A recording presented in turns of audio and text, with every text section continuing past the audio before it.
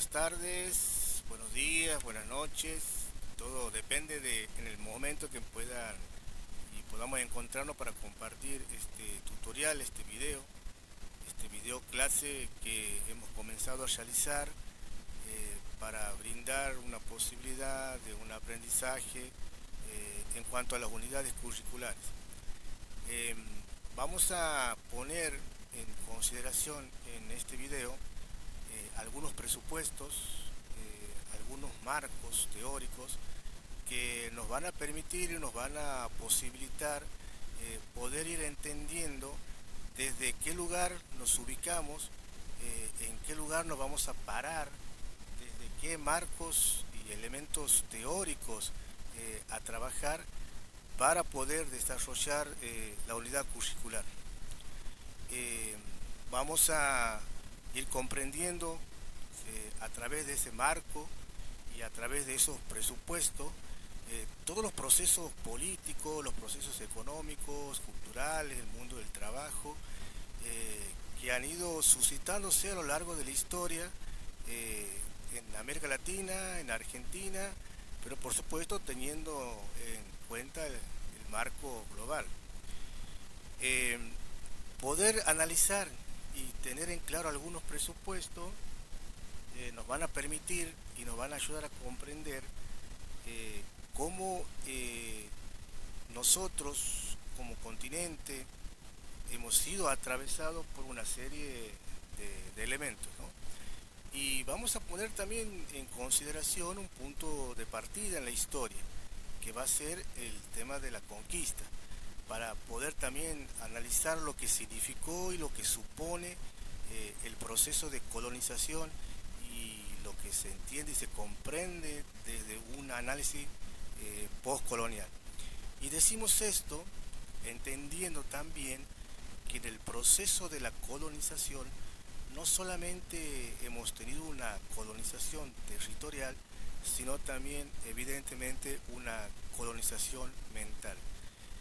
Y ahí vamos a ir a lo largo de este proceso y de otros ciclos que vamos a ir proponiendo, ir analizando. En esta primera parte vamos a hacer como un disparador de los temas que vamos a ir tocando y los temas que vamos a ir analizando. Decía esto de poder pensar esta colonización mental, qué supone, qué significa, cómo se construye, por qué se ha construido, desde dónde, qué intenciones hay, si todavía persiste esa construcción, cómo se la reinventa esa construcción de colonización mental. Entonces, estos presupuestos a nosotros también nos van a ayudar a comprender una de las categorías o dos categorías centrales que vamos a trabajar. Una es la de pueblo y la otra es la de emancipación. Ustedes van a recibir, ya lo tienen en el material, de un PowerPoint, un material escrito, donde hablamos acerca de pueblo y emancipación y por supuesto desde una pedagogía política. Desde ahí lo queremos comenzar a construir. Cuando nosotros nos referimos al pueblo, nos vamos a referir como una categoría política, ¿no? Y entendiendo que este pueblo como categoría política es un sujeto colectivo, que es dinámico y que va asumiendo de alguna manera la historia y va tratando de alguna manera también aportar y construir. Asumiendo, decimos, la historia, ¿no? Un sujeto colectivo, un pueblo como sujeto colectivo, un pueblo entendido desde su categoría política, que es dinámico, pero que va siempre en busca, en tensión de esta segunda categoría que también la vamos a trabajar a lo largo de los demás ciclos, que tiene que ver con el tema de la emancipación.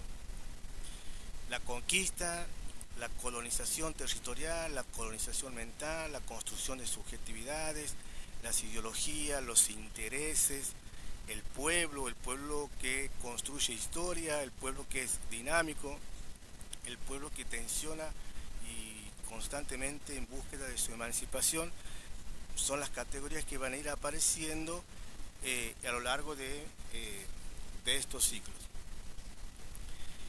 ¿Qué es lo que se percibe y qué sensaciones hay en estos momentos?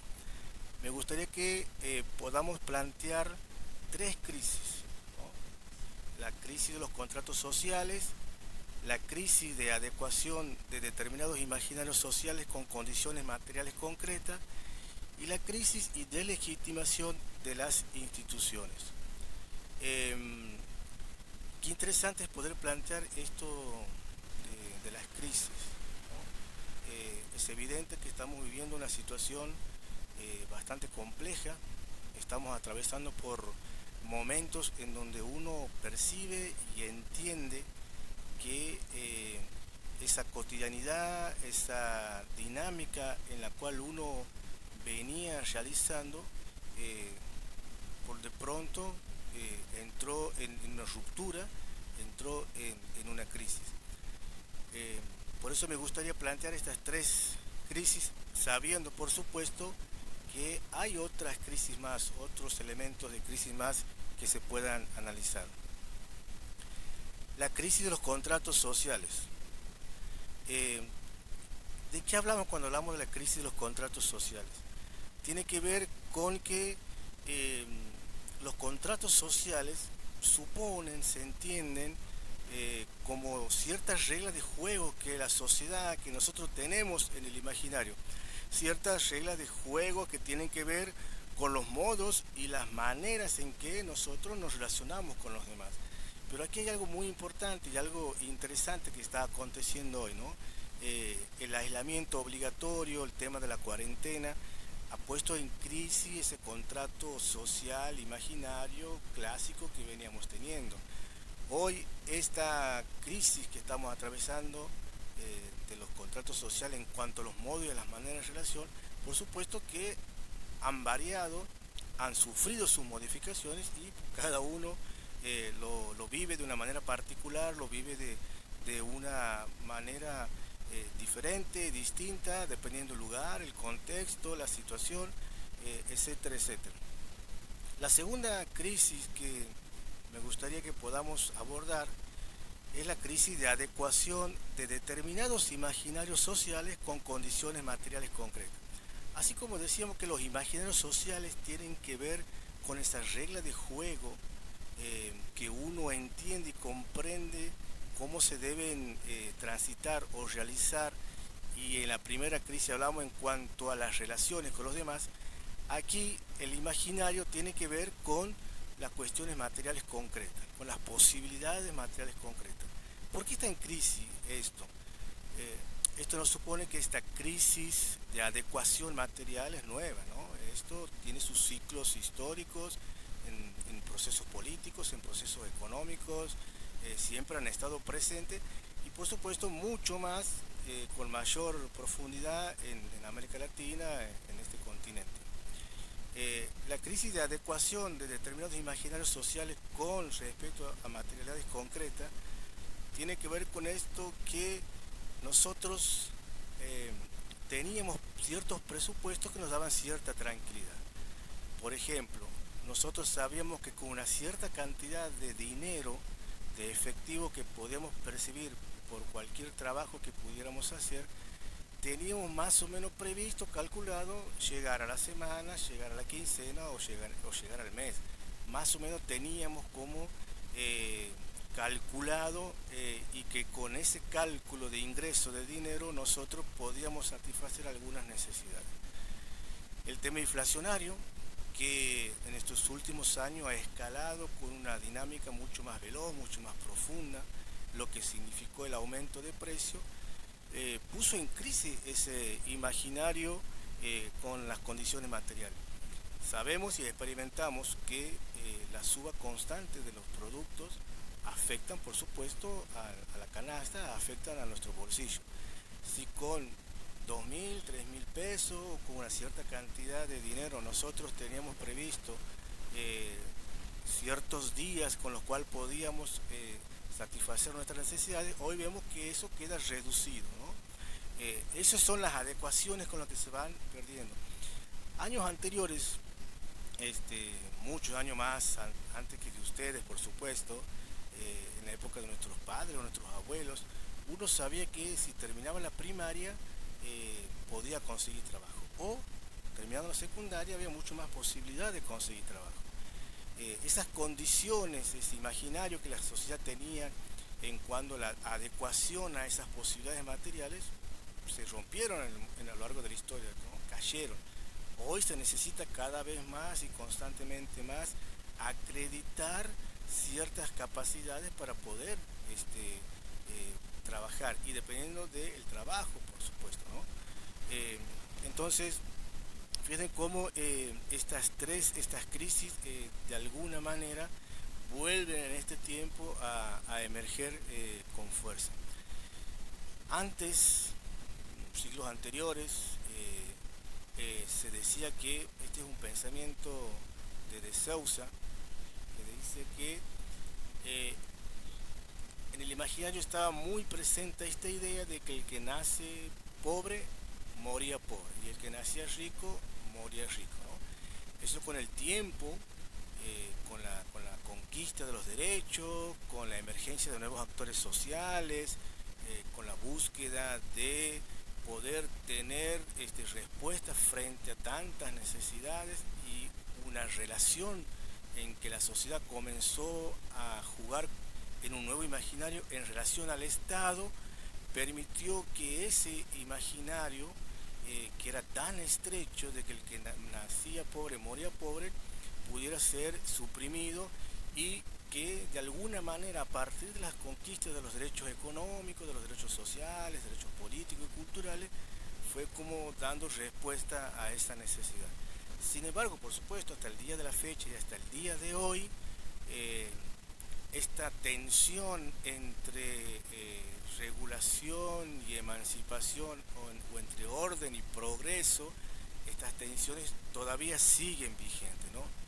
Las luchas por las conquistas de los derechos, la búsqueda por la igualdad, por la redistribución de los ingresos, todavía sigue y es un tema todavía latente en los procesos políticos, económicos, culturales, en la región, por supuesto, que estamos analizando de América Latina. La tercera crisis que me gustaría tocar es la crisis y deslegitimación de las instituciones. Mire qué interesante esto de las crisis de legitimación o deslegitimación en cuanto a las instituciones. En el 2001, a partir de la profunda crisis y recesión económica que atravesó el país, en el imaginario de la sociedad argentina comenzó a constituirse una idea fuerte: el que se vayan todos, por supuesto refiriéndose a la política, a los políticos. Es decir, las instituciones políticas estaban totalmente deslegitimadas, a tal punto que una gran porción de la sociedad argentina exclamaba con mucha fuerza que se vayan todos. También hay procesos de deslegitimación de las instituciones religiosas, ¿no? Con situaciones complejas que por ahí uno atraviesa, escucha. Hace poco, el año pasado también, el Papa Francisco en Chile, en su visita y en ese conflicto que había por el tema de la pedofilia, etcétera, etcétera, puso y sigue poniendo en crisis, está en crisis la institución religiosa. Digo esto para dar simplemente un ejemplo. Crisis de las instituciones educativas, y hoy la estamos viviendo, la estamos percibiendo. Nosotros que hemos sido formados para una modalidad que tiene que ver con la presencia estando en los institutos o en los ámbitos académicos, hoy estamos frente a una gran crisis, ¿no? Y algunos estudiantes se preguntarán si seguimos estudiando, si vale la pena, no vale la pena, es oportuno seguir en este momento, en esta instancia, en esta situación de crisis, me van a reconocer las unidades curriculares. Bueno, estamos envueltos en una profunda crisis a partir de este aislamiento, producto de la pandemia, de la emergencia sanitaria. Frente a las crisis, ¿no?, aparece la oportunidad, frente a las crisis aparece la posibilidad, y eso es también un dato que lo vamos a trabajar siempre y constantemente en esta unidad curricular, que tiene que ver con esta posibilidad y esta capacidad constantemente de poder reinventarnos y de ser creativos en la práctica, en el pensamiento. Eh, Poder entender también las crisis como posibilidades, ¿no? Como un momento oportuno de comenzar a revisar, a repensar y a resignificar cómo hacemos para buscar nuevos consensos, nuevas maneras de relacionarnos con las instituciones políticas, con el Estado, con las instituciones religiosas, con las instituciones educativas. O sea, que las crisis que vayan emergiendo y apareciendo tengan que ver con esta posibilidad de que nosotros podamos construir contratos sociales, nuevos contratos sociales, nuevos imaginarios de entender la relación con la política del Estado, con las instituciones religiosas, con los procesos de democratización de las instituciones, ¿verdad? Entonces, esta crisis que a nosotros se presenta como una oportunidad, también se funde en el pensamiento de Gramsci, ¿no? Un gran pensador italiano. Gramsci tenía entre sus preocupaciones los medios de comunicación, tenía entre sus preocupaciones las instituciones religiosas, y por supuesto tenía en su preocupación el tema de la política, de cómo podemos revisar esas instituciones, cómo la podemos resignificar.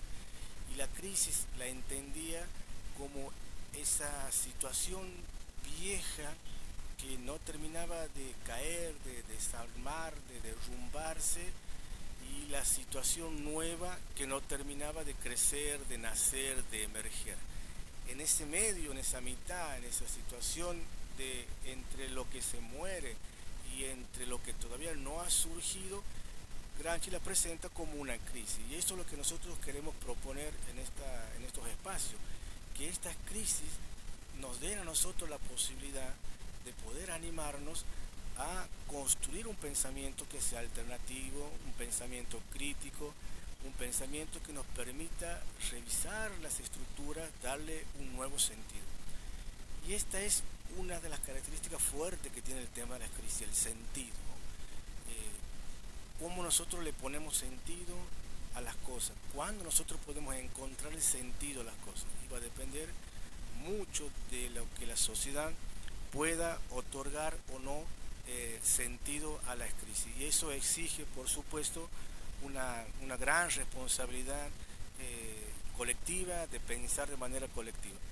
Entonces, tiene que ver con una ruptura, ¿no? Una ruptura de asumir que se puede producir rupturas, de no tener miedo a las crisis, de no tener miedo a revisar, resignificar las estructuras, que nos den la posibilidad de tener un horizonte mucho más amplio, ¿no? Cuando nosotros hacíamos referencia al tema de la colonización y de la conquista, decíamos que la colonización no solamente territorial, sino también mental, y cuando hablamos de la colonización mental, apuntamos y analizamos a que nosotros hemos sido atravesados por una matriz ideológica que de alguna manera o de otra nos han ido sacando esa capacidad y esa creatividad de pensar de manera autónoma, de manera colectiva, ni qué decir con respecto al tema político, ¿no? Hubo una gran tarea en la época de la colonia, de la conquista hasta el día de la fecha, de politizar para despolitizar. ¿Qué significa esto de politizar para despolitizar? Una gran tarea de que la sociedad, de que los pueblos podamos ir entendiendo que la política no sirve, ¿no? Que la política es un espacio meramente de corrupción, que la política es impura, que la política solamente es un sinónimo de muchas situaciones peyorativas. Por supuesto, nosotros como sujetos políticos que somos, y eso entendiéndose en posibilidades de organización y posibilidades que la sociedad tiene o pueda tener a través de esa organización, esa capacidad de gestionar, de demandar, etcétera, etcétera, la gran intención es, por supuesto, debilitar toda experiencia organizativa, debilitar cualquier construcción colectiva. Bueno, ese es un punto también interesante, lo abro como paréntesis que después lo vamos a analizar. Entonces, esto de poder abrir los horizontes, de poder abrir las miradas y poder mirar desde otro ángulo, desde otra perspectiva, con otras herramientas, con otros criterios. Eso significa poder deconstruir también muchos de los pensamientos que tenemos, ¿no? Poder poner interrogantes, preguntas a los imaginarios, a lo que pensamos y entendemos cómo funciona o debe funcionar el mundo, la política, las relaciones sociales, etcétera, etcétera. Bueno, ahí aparece entonces este gran desafío de la ruptura y la posibilidad de abrir nuevos horizontes. Por supuesto, en esto que nosotros hablamos de una libertad negativa, una libertad negativa es un tema muy interesante que también lo vamos a trabajar, pero así muy en líneas generales es como decir que esta mesa, en esta forma así cuadradita, ahí se juega la libertad, ¿no?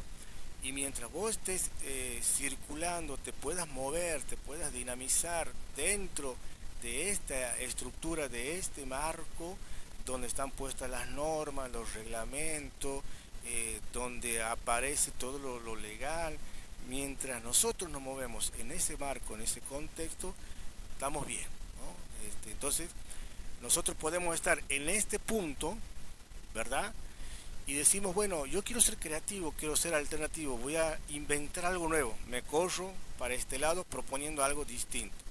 Yo creo, me animo a pensar que estoy siendo innovador, ¿sí? Es verdad, estamos siendo innovador, pero seguimos estando dentro del mismo marco de la libertad negativa que te permite poner o dar la posibilidad de moverte. Podemos llegar hasta la punta y podemos llegar a pensar y a entender que estamos haciendo dos grandes cambios y que de alguna manera puede ser que existan cambios interesantes, pero seguimos estando en ese marco. Planteo esto para después seguir discutiendo hasta dónde tenemos y debemos mirar ese horizonte, hasta dónde debemos y podemos ampliar ese horizonte. ¿Cuál es la legitimidad de la distancia del horizonte para mirar y para buscar? ¿No? Son planteos que lo vamos a ir tirando en los otros ciclos, en los demás encuentros. Entonces, en esto que nosotros planteábamos en un principio, acerca de que tenemos esta necesidad de poner un marco, ¿sí? Tener ciertos presupuestos, desde dónde entender la propuesta de la unidad curricular, desde dónde lo vamos a ubicar y desde dónde lo vamos a parar.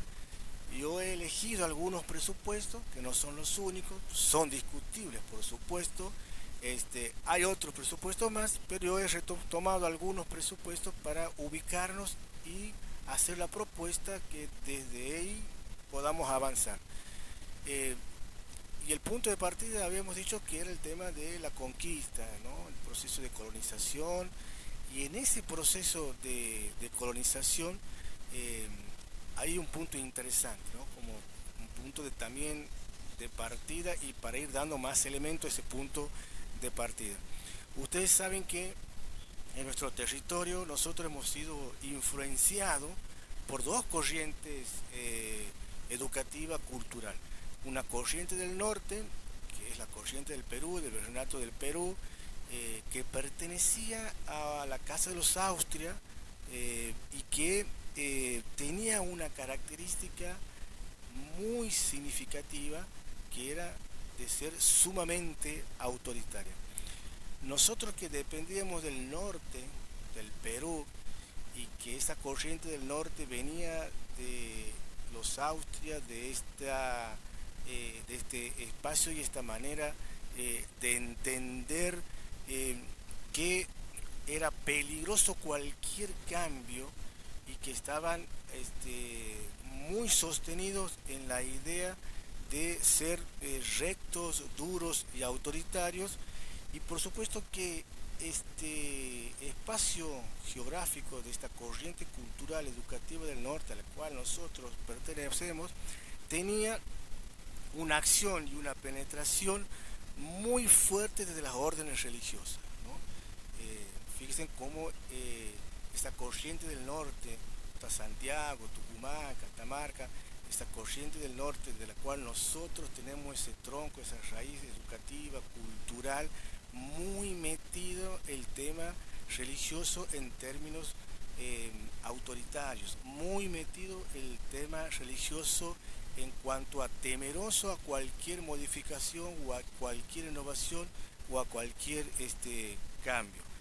Y por otro lado está la otra corriente cultural educativa, que es la corriente del Plata, que pertenecía a la familia de los Borbones, que era una tradición francesa, y que esta constitución política, cultural, tenía su acción, su funcionamiento, mucho más desde la actividad civil. Es decir, que ahí sí había posibilidad de poner en juego los pensamientos renacentistas que empezaban a aparecer, un nuevo orden, un nuevo pensamiento, etcétera, etcétera.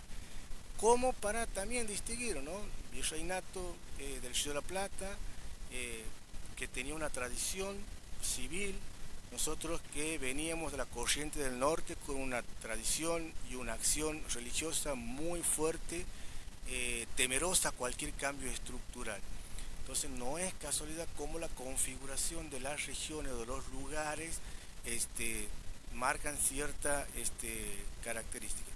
Entonces, si la corriente del norte tenía esta impronta en donde aparece la vinculación de la iglesia, de la religión con el Estado, y aparece esta vinculación también con la formación de subjetividades, ahí aparece un elemento muy interesante que nosotros siempre lo recalcamos, ¿no?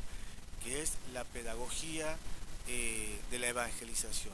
Por supuesto, una pedagogía política. Por eso siempre nosotros señalamos de que la pedagogía por naturaleza es política. El punto es si esa pedagogía que por naturaleza es política tenga qué tipo de orientación. Ahí es donde aparece la gran pregunta, una pedagogía política orientada a la emancipación o una pedagogía política orientada a la dominación, ¿no? Entonces, sea cual fuese la orientación de la pedagogía, siempre es política. Y fíjense que si uno recupera y retoma el concepto etimológico, de la palabra pedagogía, que significa conducir y guiar, uno se pregunta qué o hacia dónde guía, qué o hacia dónde conduce la pedagogía. ¿Esta pedagogía conduce a la emancipación social o esta pedagogía conduce a la dominación? Sea como fuese, así como hemos dicho recién, una u otra, la pedagogía en su naturaleza es evidentemente política. Entonces, vamos a ir mirando y comprendiendo cómo a partir de estas acciones que se han ido estableciendo, que se han ido dando en la cultura, han ido apareciendo lo que nosotros llamamos una matriz ideológica. ¿Qué es esto de una matriz ideológica? Una matriz ideológica tiene que ver con los principios, los valores, los imaginarios, los miedos, las ideas que de alguna manera nos van atravesando y nos atraviesan. Es una matriz que tiene una fuerte incidencia en nosotros y tiene que ver cómo nosotros vamos construyendo nuestras propias subjetividades, con qué principios, con qué valores, con qué ideas, con qué ideologías, con qué compromisos, desde dónde, con qué perspectiva, etcétera, etcétera, etcétera, ¿no? La matriz ideológica dominante tiene un componente de formación, tiene un componente de interés, de individualismo, tiene un componente de interés de una construcción, por supuesto, en donde la mirada colectiva queda suprimida. Entonces, estas matrices ideológicas dominantes que nos atraviesan y que han sido construidas, hay en el trasfondo, que también después vamos a ir analizando, ¿no? ¿Qué tiene que ver esto con el capitalismo? ¿Qué tiene que ver esto con el neoliberalismo? ¿qué es esto del capitalismo? ¿Qué es esto del neoliberalismo? Es un tema muy interesante porque en líneas generales el capitalismo tiene que ver con esa manera de entender el mundo en la concentración de capitales y que hasta el día de hoy lo que hemos podido ver y somos testigos es la profunda desigualdad, ¿no? que existe todavía. Eh, Fíjese que no es casualidad cuando recién hablábamos acerca de la corriente del norte, que tenía esa penetración religiosa a partir de la pedagogía de la evangelización y que tenía que ver, por supuesto, con una práctica política también. eh, y hoy nosotros entendemos que América Latina eh, está conformada por hombres y mujeres en donde el porcentaje nos da que hay un 80% de hombres y mujeres cristianas. Pero a su vez, América Latina, con ese alto porcentaje de creyentes y de cristianos, también tiene un alto porcentaje de desigualdad, ¿no? Entonces ahí aparece como la pregunta eh, fuerte, ¿no? Esta pregunta de decir cómo puede ser que en países, en sociedades, en cultura cristiana, exista la mayor desigualdad. Entonces ahí para revisar cuál es el componente ideológico, qué teologías han sido atravesadas y qué teologías están atravesadas. Entonces, qué importante es poder tener en cuenta esto de las matrices ideológicas, que la vamos a ir madurando, la vamos a ir revisando en este proceso de encuentros que vamos a ir teniendo, eh, y seguir mirando esto de lo que hablábamos recién con respecto a la corriente del norte, esta corriente educativa, cultural, política, por supuesto con la otra corriente del Plata, que tiene otra característica cultural, educativa, política, ¿no? Decíamos nosotros, la del norte, muy dura, muy autoritaria, miedosa a los cambios, a las reformas, y sin embargo la otra corriente del Plata, todo lo contrario.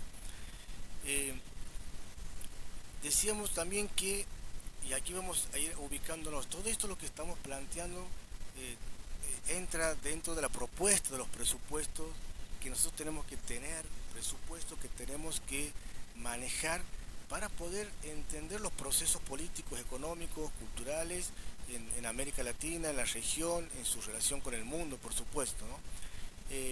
Y en esto me voy a centrar, en esto me voy a ubicar un poquito, revisar eh, las matrices ideológicas. Eh, Me gustaría que podamos disparar algunos elementos, ¿no? Y algunas preocupaciones que recién indicábamos, a las cuales esta autora al que nosotros citábamos, que es Gramsci. Gramsci tenía una gran preocupación por la educación, por el campo educativo. También tiene una gran preocupación por el campo religioso. Una preocupación en el sentido de cómo juega el campo educativo en la formación de las subjetividades, cómo juega el campo político, el campo educativo en la conformación de la subjetividad. En esto del campo educativo y haciendo referencia a la época de la conquista, la época de la colonia, la época de la pedagogía, de la evangelización, ahí aparece un tipo de teología, ¿no? Que se llamó, se llama, o la entiendo por lo menos, como una teología de la resignación, ¿no? En donde aparece toda esta idea, todo este fundamento, todo este razonamiento de que las sociedades deben resignarse frente a las situaciones que lo atraviesan, ¿no? Una resignación que permite, por supuesto, la pasividad, la inacción del pensamiento, la inacción de los pueblos de manera colectiva, esta resignación que de alguna manera favorece y fortalece a los grupos de intereses que tienen en relación a este esquema de dominación. Entonces, por un lado teníamos esta teología de la resignación, una teología que resignó a los pueblos. Y por otro lado, que también en otra oportunidad habíamos hablado de esto, la pedagogía del oprimido, ¿no? Esa pedagogía de la que hablaba Paulo Freire. decimos esto para tomar o tener en cuenta que tanto el campo educativo como el campo religioso fueron dos sistemas, dos esquemas de ser funcionales al poder de dominación, ¿no? Funcionales a la matriz de la ideología dominante. Una desde la resignación, resignando a los pueblos a través de la fe, a través de los esquemas religiosos, y la pedagogía del oprimido, disciplinando desde el conocimiento. Eso también lo vamos a ir revisando, por supuesto, ¿no? Con mucho más profundidad. Fíjense en el relato, si ustedes se acuerdan del relato judeo-cristiano, en el Génesis, cuando aparece la serpiente tentándolo a Adán, diciéndole que coma de ese fruto prohibido. Que hasta hace poco tiempo yo pensaba que era la manzana, después me doy cuenta que no en ningún lado decía que era la manzana. Bueno, la serpiente aparece y le dice a Adán que coma del fruto prohibido, perdón, a Eva, y Eva le responde que no, que ellos no podían comer de ese fruto prohibido porque la deidad superior le había dicho que podían comer, tomar cualquier cosa que vean menos de fruto prohibido. Y la serpiente le dice, ¿vos sabes por qué no debes tomar ese fruto prohibido? ¿Por qué la deidad no quiere que vos tomes de ese o comas de ese fruto prohibido? Porque el día que vos tomes y comas del fruto prohibido, se te van a abrir los ojos, vas a tener entendimiento, vas a poder comprender, analizar, etcétera, etcétera, etcétera. Miren qué interesante esto, ¿no? Bueno, ¿qué hicieron el primer hombre y la primera mujer? Se comieron el fruto prohibido y por supuesto vino el castigo. Los expulsaron del paraíso, de la zona de confort, del lugar más cómodo, más lindo, fueron expulsados. Y dice que la deidad le dijo, bueno, por haber cometido el pecado, por haber traicionado mi confianza, de aquí en más todo lo que quieras conseguir lo vas a hacer con el sudor de tu frente.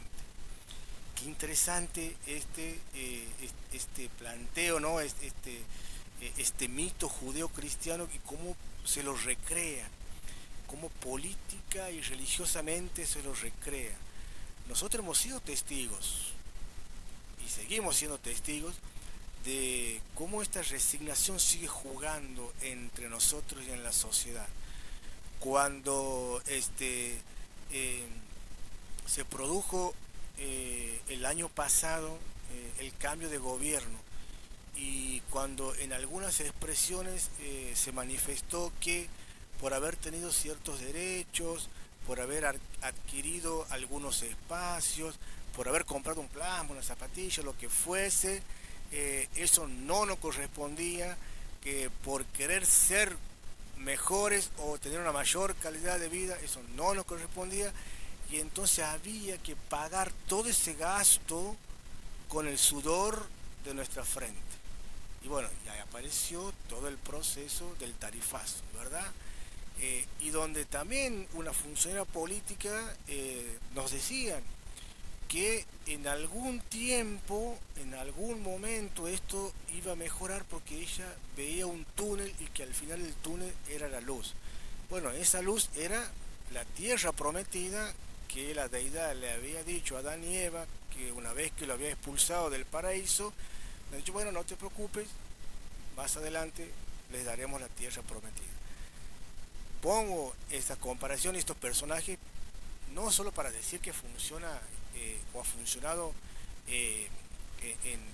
en esa estructura o en ese ejemplo, ¿no? Esto es algo que se da constantemente y es un tema en donde lo teológico, lo político se atraviesan y la pregunta es cómo, por qué, para qué se atraviesa lo político teológico. ¿Cuál es la intención de fondo? ¿Sigue estando esta idea de la resignación? ¿Sigue estando esta idea, vamos a dejar todo en manos de Dios y a ver cómo nos soluciona el problema? ¿Sigue estando esta idea de la resignación, de bajar la cabeza, bueno, de no hablar, de no pensar, de no reclamar? Entonces, para preguntarnos, ¿no? Para seguir abriendo las preguntas y de cómo dar cuenta que esta relación teológica política, que esto de fe y política todavía sigue estando vigente. Por supuesto que vamos a ir entendiendo que así como el campo religioso en la historia de la conquista, de la colonización, aparece esta idea de la teología de la resignación, y en el campo educativo esta pedagogía del oprimido, que todavía siguen estando vigentes ambas, por supuesto, también hacemos la gran salvedad de que también en contraposición surgieron teologías en función de la liberación de los pueblos.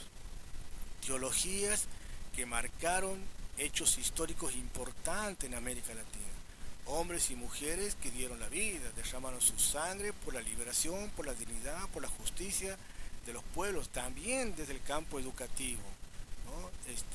Freire y cuantos otros tantas más que lucharon por una pedagogía, por una educación liberadora, en donde constantemente se preguntan cuál es la función social de la escuela, cuál es el aporte que hace la educación, qué sujetos políticos crea la educación, para dónde los guía, cómo los anima a hacernos cargos de asumir la historia. Entonces, miren cómo todos estos temas que vamos poniendo y vamos atravesando son y serán parte de los presupuestos para analizar. Punto de partida, la conquista. Elementos de la colonización territorial, mental, cómo el campo educativo, el campo religioso, el campo político han ido jugando y juegan bajo ciertos intereses, cómo han ido apareciendo también otros pensamientos y otras teorías alternativas que han ido dando la posibilidad de poder pensar procesos más emancipatorios. Entonces, este análisis, esta propuesta a nosotros nos lleva a pensar en lo que Boaventura de Sousa plantea cuando dice que hay que reinventar la emancipación social, ¿no? Yo creo que es un tema que vamos a tener que seguir debatiendo, es un tema que todavía sigue estando vigente en esto acerca de discutir la emancipación social, pero también discutir la cuestión epistemológica, ¿no? Discutir quién construye el conocimiento, debatir quién construye los conocimientos, las teorías, desde dónde se las construye, para qué se la construye, cuál es la intención por la cual se construyen ciertas teorías, ¿no? Por qué hay teorías, hay ideas y pensamientos que predominan sobre otras, ¿no? Cuál es el interés que está en juego. Bueno, esto de reinventar la emancipación social es este gran desafío también de poder pensar, de poder imaginar que podemos construir otro tipo de pensamiento. Si uno revisa la historia y aparece en el momento de la modernidad como el momento de las grandes promesas, hoy todavía decimos que la libertad, la igualdad y la solidaridad siguen siendo aspiraciones de la humanidad, ¿no? Estas grandes promesas que todavía siguen siendo unas grandes aspiraciones. Pero en esta situación en que vamos describiendo, donde vamos marcando los procesos de expulsión, donde se van construyendo las desigualdades, donde la brecha entre los que más tienen y menos tienen cada vez son más largas, uno tiene la obligación de preguntarse ¿para qué sirve el conocimiento? ¿Qué nos aporta las ciencias sociales, ¿no? ¿Para qué estudiamos? ¿Qué estudiamos? ¿Qué teorías manejamos que hasta el día de hoy no podemos dar un salto más cualitativo? Entonces, así como hablábamos de las crisis en el primer momento, ¿no? La crisis de los contratos sociales, la crisis de las instituciones, etcétera, etcétera, también podemos decir que hay una crisis general en las ciencias sociales. Y como dice de Sousa, muchas de las teorías están fuera del lugar, ¿no? Cuando hablamos de las crisis de las ciencias sociales que están fuera del lugar, estamos pensando en esto de cómo construimos nosotros nuestro propio conocimiento. ¿Qué decimos nosotros de nosotros mismos? ¿No? Lo que escuchamos de afuera o lo que escuchamos como tema de agenda que se instala en los medios de comunicación. ¿A quiénes responden? En función de quién están. ¿Cómo tenemos la capacidad de contestar nosotros eso? Bueno, en esto nosotros estamos planteando esto de poder construir un conocimiento que nos permita de alguna manera tener una nueva producción del conocimiento, ¿no? Fíjese que nosotros necesitamos un pensamiento alternativo de las alternativas. Este es un tema central, un tema apasionante, ¿no? Un pensamiento alternativo de las alternativas. Un conocimiento que permita tensionar con las teorías o las matrices ideológicas dominantes, ¿no? A veces nosotros pensamos, creemos que esta práctica desde un pensamiento es alternativo y patinamos, chapuceamos, resbalamos. La pregunta es si ese pensamiento que nosotros creemos que alternativo lo es, o cuál es la alternativa de ese pensamiento alternativo. Pensar lo alternativo de lo alternativo es un gran desafío. Bueno, yo voy terminando, voy como tirando algunas propuestas para seguir avanzando. Otro de los presupuestos que vamos a trabajar también es ir entendiendo que no hay ciencia pura, ¿no? Siempre hay un contacto cultural para producir conocimiento. No hay ciencia pura. No podemos con esto decir que nos da lo mismo lo que acontece o lo que no acontece. Esta idea de que las ciencias son puras, esta idea de que la ciencia no debe estar involucrada o de que del que produce conocimiento o del investigador o del estudiante o de los docentes que manejan teorías, que manejan recursos, no tiene que estar involucrado con el contexto, es una puesta en escena del positivismo. Otro punto del cual más adelante vamos a trabajar esto del positivismo. Pero una de las ideas que tiene el positivismo es justamente decir que la ciencia es pura y no debe tener ningún contacto con lo cultural. Entonces yo tranquilamente como docente me dedico a enseñar, me dedico a explayarme, no tengo en cuenta el contexto, no me interesa la realidad cultural, contextual de mis estudiantes y avanzo. Y el que me pueda seguir, bien, y el que no, quedará. ¿No? El que tenga la capacidad de haber hecho el mérito de seguirme, la meritocracia, perfecto, se sube el tren y el resto quedará afuera. Entonces, esto también para dar cuenta entre los presupuestos que este positivismo, de esta manera de entender de cómo se construye el conocimiento y cuál es la función de la ciencia, nos va indicando que no hay que asumir la historia, no hay que asumir los contextos, no hay que tener ningún compromiso ético, político, social. Y por supuesto, nos invita a la neutralidad. Si nosotros que somos formados y hasta el día de hoy seguimos siendo formados desde el positivismo y entendiendo la pureza de la ciencia, nos invita a ser neutros, a no comprometernos, ¿no? Qué interesante esto poder analizarlo. Bueno, así van apareciendo varios presupuestos. Entonces, en esto de que lo que decía Freire, todo acto educativo es un acto político. Creo que por ahí queremos ir, por ahí queremos avanzar. Vamos a trabajar también la categoría de pueblo. ¿Quién es el pueblo? ¿Quiénes constituyen el pueblo? Pensaban también que el pueblo es una categoría política, ¿no? Ir revisando todos estos presupuestos para poder entender los procesos políticos, los procesos económicos, culturales, en América Latina, en Argentina, por supuesto, y en relación al mundo. Voy dejando entonces esta primera parte, estos primeros presupuestos, este primer marco teórico por donde vamos a ir. transitando a lo largo de este ciclo que viene inédito, por lo pronto reinventando esto de la virtualidad, transfiriéndonos datos desde los dispositivos que tenemos al alcance.